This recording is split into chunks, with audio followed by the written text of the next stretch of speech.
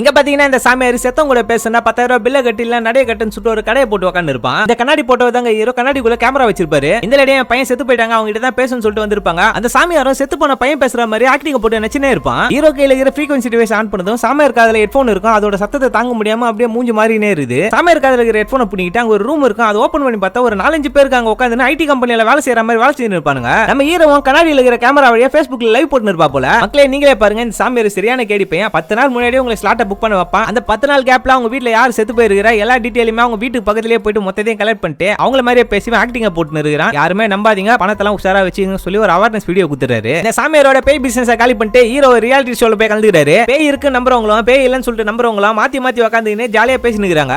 ஆளுக்கு உட்காந்து பேசி இந்த வேலைக்கு ஆகுது, நான் பேய் இருக்குன்னு ப்ரூஃப் பண்றேன், எவனாச்சும் வாங்கலான்னு சொல்லி கூப்பிடுறான். டக்குன்னு பார்த்தா இவரும் ஏந்து போயிட்டாங்க. நிக்க கையை மடக்கிற போர்ஸை பார்த்தா மண்டையில ஒரு கொட்டு வைக்க போறாருன்னு நினைச்சேன். டக்குன்னு அவர் மூஞ்சிலேயே தடவிட்டு முன்னாடி போ பின்னாடி வா என் இடத்துல போய் உட்காரு சொல்லிட்டு கீ குத்த பொம்மை மாதிரியே சொல்லுகிறாரு. அவர் அப்படியே போய் உட்கார்றாரு. என்னப்பா பேய் இருக்குதா நம்புறீங்களா, இப்ப யாராச்சும் வர முடியுமான்னு சொல்லி கேட்க ஹீரோவும் கெத்தா போய் நிக்கிறாரு. இவரும் அதே மாதிரியே கையை மடக்கிட்டு ஹீரோ மூஞ்சில தடவ வர டக்குன்னு கையை திருப்பி அவர் மூஞ்சில திருப்பி விட்டுறாரு. நீ முன்னாடி போ பின்னாடி வா அங்க போய் உட்காருன்னு சொல்ல அவரும் அதே மாதிரியே செய்யறாரு. நாங்க நீங்களும் பேய் கூட எல்லாம் கம்யூனிகேஷன் பண்ணுவீங்களா சொல்லி ஆங்கர் கேட்க பேய்லாம் ஒண்ணுமே கிடையாதுங்க, அவர் கையில விபூதி மாதிரி வச்சிருந்தாரு, அது ட்ரக்ஸ், அதை லைட்டா மூஞ்சில தேய்ச்சி விட்டா போதும், கொஞ்ச நேரத்துக்கு நம்ம சொல்ற பேச்சு எல்லாத்தையுமே கேட்டு இருப்பாங்க. இதை தான் ஒரு எல்லாருக்குமே யூஸ் பண்ணிட்டு பேயை வச்சு கண்ட்ரோல் பண்ண சொல்லிட்டு பாவலா காமிச்சுக்கிறாரு. தம்பி என்னப்பா ஓவரா பேசிக்கிறேன், நான் சொல்ல ஒரு பங்களால ஒரே ஒரு நைட் மட்டும் நீ தூங்கி இருந்துட்டா போதும், அதுக்கப்புறம் நீயே பேய் இருக்குன்னு சொல்லுவேன், நான் சேலஞ்சுக்கு ஒத்துக்கிறேன்னு சொல்லி கேட்க இதுதான் நானும் வெயிட் பண்ணிக்கிறேன் ஓகேடான்னு சொல்லிட்டு அவர் அங்கிருந்து கிளம்புறாரு. இதுக்கப்புறம் ஹீரோ வாழ்க்கையில என்ன நடந்துச்சுன்றதை அடுத்த பாட்டுல சொல்றேன். தேங்க்யூ.